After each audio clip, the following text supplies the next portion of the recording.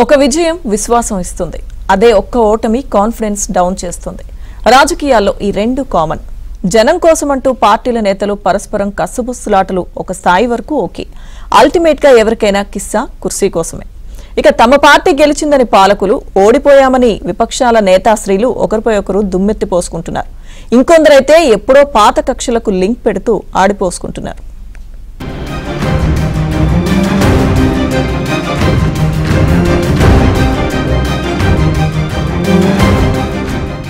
నేను శాసనసభ్యులు హరీష్ అండ్ కేటీఆర్కు ఒక సూచన చేయదలుచుకున్నా.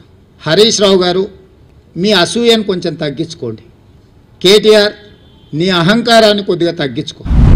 ఇక కేటీఆర్ ఐరన్ లెగ్, దేశంలో ఐరన్ లెగ్ ఎవరు? రాహుల్ గాంధీ.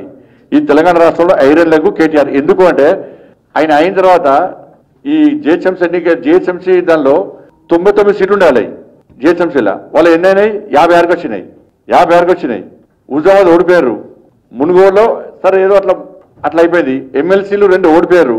కంటోన్మెంట్ ఓడిపోయారు. జూబ్లీహిల్స్ ఓడిపోయారు. వాళ్ళ చెల్లె కూడా అప్పుడు ఓడిపోయింది. చెల్లె దూరమైంది. మేము అనవసరపు అంశాల జోలికి పోలేదు. కులము, మతము వీటి పేరు మీద డైవర్షన్ రాజకీయాలు చేయలేదు. బూతులు అసలు మాట్లాడలేదు. ఆఖరికి ప్రభుత్వంలో ఉన్నవాళ్ళు ఫ్రస్ట్రేట్ అయిపోయి బూతులు మాట్లాడినా మేము మాత్రం బూతులు మాట్లాడలేదు. కేవలం ప్రజా సమస్యల గురించే మాట్లాడాం. చాలా హుందాగా ఈ ఎన్నికల్లో కొట్లాడినామని చెప్పి నేను అనుకుంటా ఉన్నాను. ఒకే ఒక్క ఉప ఎన్నిక, 3 పార్టీల ముఖ్య నేతల మధ్య విమర్శలు, సూటిపోటి మాటలు. ఇన్నాళ్లు జంట నగరాల గల్లీల్లో ఒకరిపై ఒకరు కస్సుబుస్సులాడుకున్నా ఇంకా తనివి తీరినట్లేదు. జూబ్లీహిల్స్ ఉప ఎన్నికల్లో ఘన విజయం సాధించింది కాంగ్రెస్. లడాయి అయిపోయింది. ఇక దృష్టంతా అభివృద్ధిపై పెడదామని పెద్ద మనిషి తరహాలో కేంద్ర మంత్రి కిషన్ రెడ్డికి, విపక్ష బీఆర్ఎస్ కు రిక్వెస్ట్ చేశారు ముఖ్యమంత్రి రేవంత్ రెడ్డి. అయితే కండిషన్స్ అప్లై అన్నారు. అవేంటో ఆయన నోటి నుంచి విందాం. శాసనసభ్యులు హరీష్ అండ్ కేటీఆర్కు ఒక సూచన చేయదలుచుకున్నా. హరీష్ రావు గారు, మీ అసూయను కొంచెం తగ్గించుకోండి. కేటీఆర్, నీ అహంకారాన్ని కొద్దిగా తగ్గించుకో. మీ వయసు నాకంటే తక్కువే. ఇంకా చాలా రోజులు మనం రాజకీయాలలో కొనసాగాల్సిన అవసరం ఉన్నది. అధికారం అనేది ఎవరికీ శాశ్వతం కాదు. అసెంబ్లీ నుంచి పార్లమెంటు ఎన్నికలు వచ్చినప్పుడు మాకు ఆ రోజు 65 అసెంబ్లీ సీట్లలో మెజారిటీ ఇచ్చారు. 8 పార్లమెంట్లు గెలిచినా స్పష్టంగా 65 అసెంబ్లీ సీట్లలో కాంగ్రెస్ పార్టీకి అబ్సల్యూట్ మెజారిటీ వచ్చింది. రెండో లిట్మస్ టెస్టు 6 నెలల్లోనే తెలంగాణ రాష్ట్ర స్థాయిలో ఎన్నికలు జరిగి 1.5% ఓట్లు పెరగడమే కాకుండా ఒక సీటు కూడా పెరిగింది. ప్రతిపక్షము కొంత సంవయనం పాటించాలి. అందుకే నేను హరీష్ రావు గారికి అసూయ తగ్గించుకోమని సూచన చేస్తున్నా.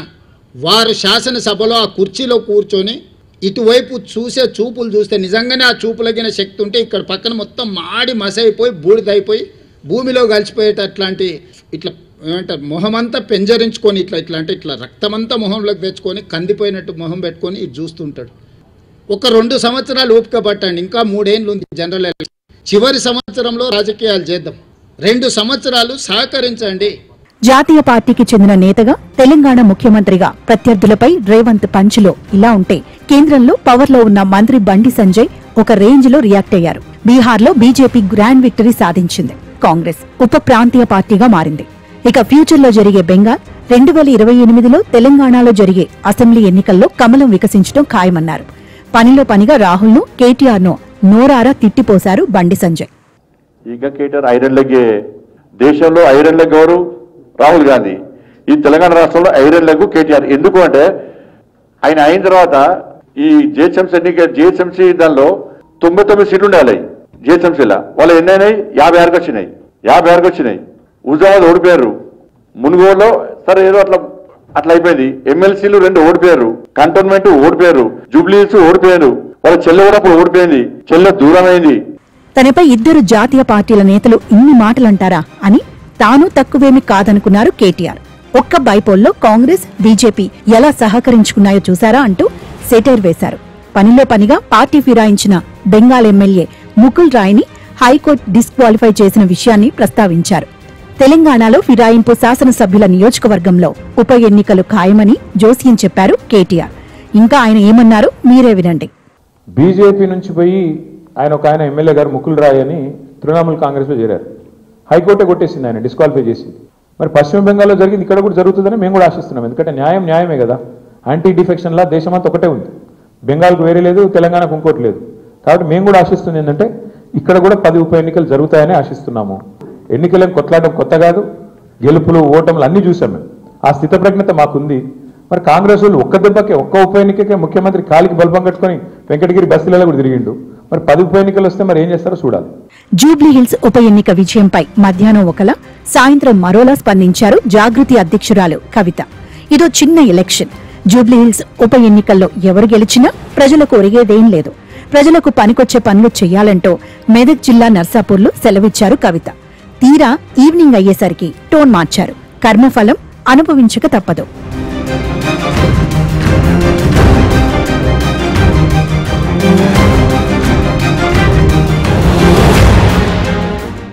ఎన్నికలప్పుడు నేతాశ్రీలు తిట్టుకుంటారంటే అర్థం చేసుకోవచ్చు.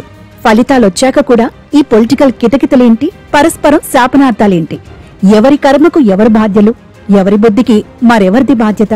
ఒకప్పుడు ఆడవారి మాటలకు అర్థాలు వేరులే అనేవారు. ఇప్పుడు ఘనత వహించిన నాయకుల మాటలకు అర్థాలు వేరులే అనుకోవాలేమో.